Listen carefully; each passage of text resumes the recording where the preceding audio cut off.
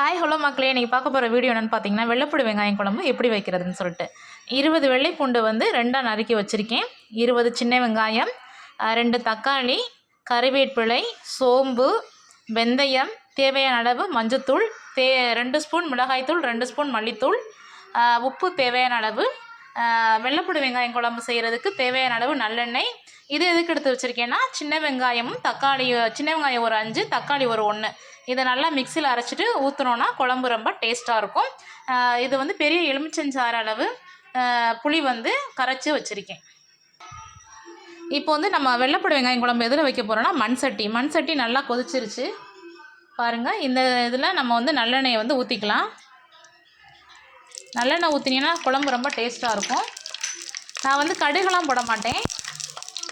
வெந்தயம்,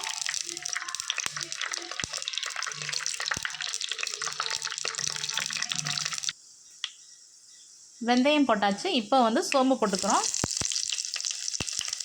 சோம்பு நல்லா பொரிஞ்சு வந்ததுக்கப்புறம் கருவேப்பிலை போட்டுக்கிறோம்.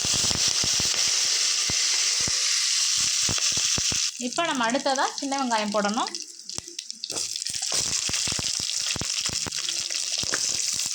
வெங்காயம் நல்லா வதங்கிருச்சு. இந்த ஸ்டேஜில் நம்ம வந்து தக்காளி பழம் ஆட் பண்ணிக்கலாம்.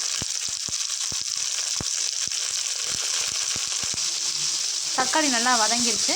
இப்போ வந்து நம்ம வந்து வெள்ளைப்பூடு ஆட் பண்ணிக்கலாம்.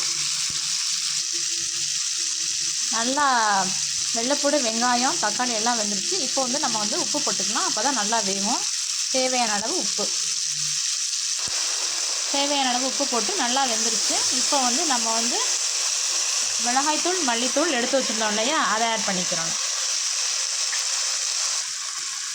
மஞ்சத்தூளை ஆட் பண்ணிக்கணும்.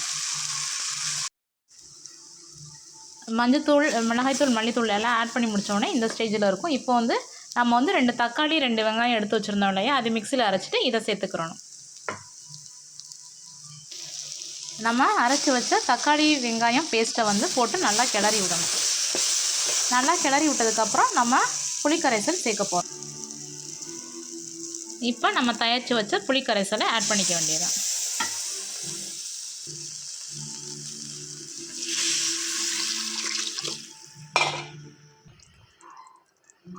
அவ்வளோதான் மக்களே, நம்மளுடைய வெங்காய வெள்ளைப்பூடு குழம்பு வந்து நல்லா சூப்பராக ரெடியாகி வந்துருச்சு பாருங்கள். எண்ணெயெல்லாம் அழகாக பிரிஞ்சு வந்திருக்கு பாருங்கள். இந்த ஸ்டேஜில் நம்ம வந்து ஒரு பாத்திரத்தில் மாற்றிக்க வேண்டியதான். அவ்வளோதான் மக்களே, வெள்ளைப்பூடு வெங்காயம் குழம்பு சூப்பராக ரெடி பண்ணியாச்சு. நீங்களும் உங்கள் வீட்டில் இதே மாதிரி ட்ரை பண்ணி பாருங்கள். குழம்பு ரொம்ப அருமையாக இருக்கும்.